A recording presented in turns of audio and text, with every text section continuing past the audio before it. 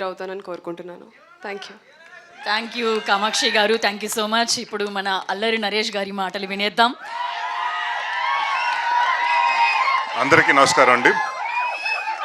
ముందుగా ఈ cinema producer Chitturi Srinivas గారు అలాగే పవన్ గారి గురించి మాట్లాడాలి.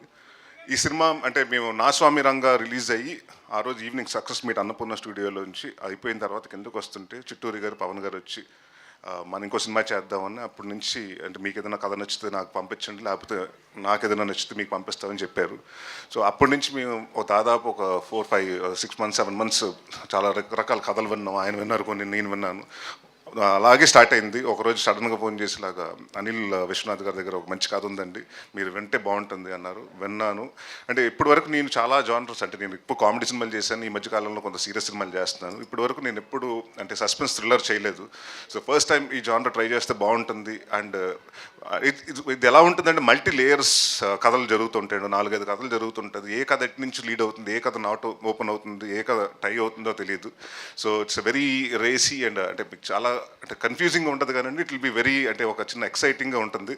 ఎలా రాసుకున్నారు అన్నది చిన్న ఆశ్చర్యం కూడా ఉంటుంది. అండ్ ఐ థింక్ అనిల్ గారు is done a fantastic job.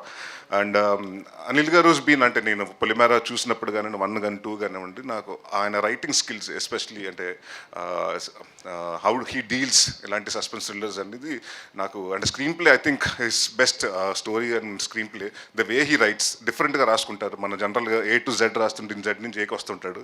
So అలా ఆలోచించి డిఫరెంట్గా వచ్చిన ఈ ప్రోడక్ట్. అండ్ నాని పొద్దున్నప్పుడు హల్దీ చేసుకుని జల్దీగా వచ్చాడు ఇక్కడికి. సో రేపు పెళ్లి కొడుకు చేస్తున్నారు అండ్ ఎల్లుండ అది ఇందాక చాలామంది అంటే నాకు తెలిసి చాలామంది డైరెక్టర్స్ నేను చేసినప్పుడు చాలామంది కొత్తలతో చేశానండి. అందరూ ఏంటంటే అన్న ఫస్ట్ ఇల్లు సినిమా చేయాలి, పెద్ద హిట్ కొట్టాలి, దాని తర్వాత ఒక ఇల్లు కట్టుకోవాలి, దాని తర్వాత మ్యారేజ్ చేసుకోవాలి, సెటిల్ అవ్వాలనుకుంటారు.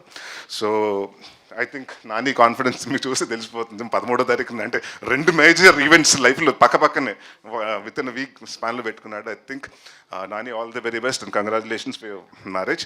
అండ్ అలాగే 21st నీ సక్సెస్ డెఫినెట్గా వచ్చి నీకు పెద్ద గిఫ్ట్ ఇస్తాం అని నా కాన్ఫిడెంట్గా ఉంది మా టీం తరపున.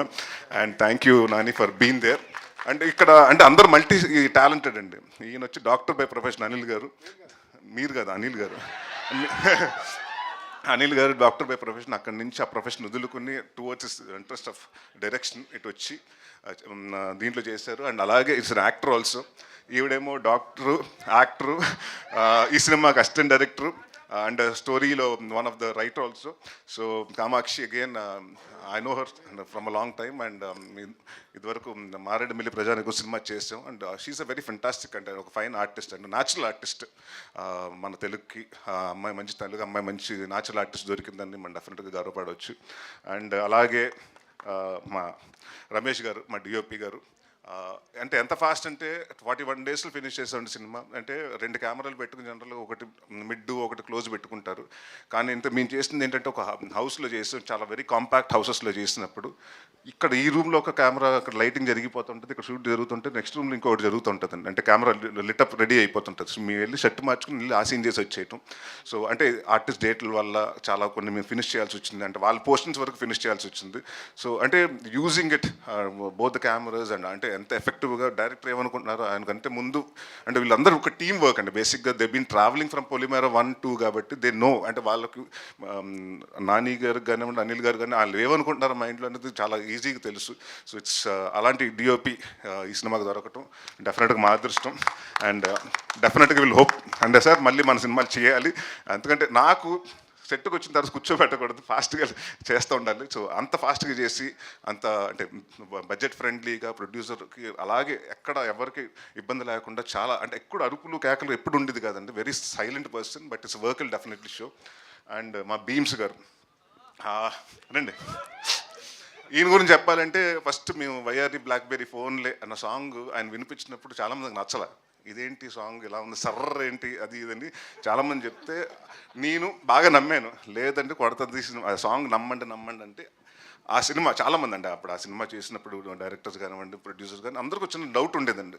దాని తర్వాత లేదంటే కైలాష్ గారు పాడితే బాగుంటుందని ఆ సినిమా ఆ సాంగ్ అలా హిట్ అయింది.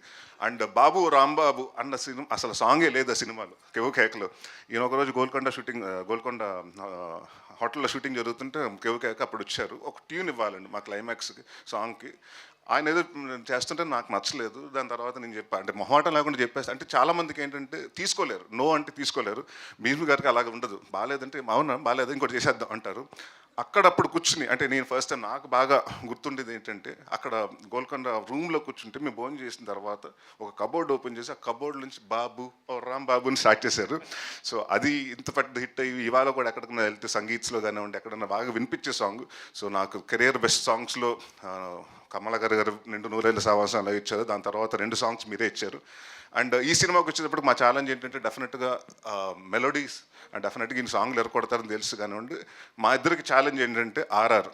ఎందుకంటే ఇప్పటివరకు నేను చేసిన సినిమాలన్నీ కమర్షియల్ సినిమాలు, అది ఒక రకమైన ఇదండి. బట్ ఈ సినిమాకి ఏంటంటే ఇలాంటి సస్పెన్స్ థ్రిల్లర్కి డెఫినెట్గా ఆ మ్యూజిక్ చాలా ఎర్కీగా ఉండాలి, మన ఏదో హాంట్ చేస్తూ ఉండాలండి. సో ఐ థింక్ మీ ఇద్దరు మాట్లాడుకున్నప్పుడు this going to be a big challenge. అంటే ఆయన ఛాలెంజ్ని చాలా స్పోర్టివ్గా తీసుకున్నాడు, ఇదిగా తీసుకునండి.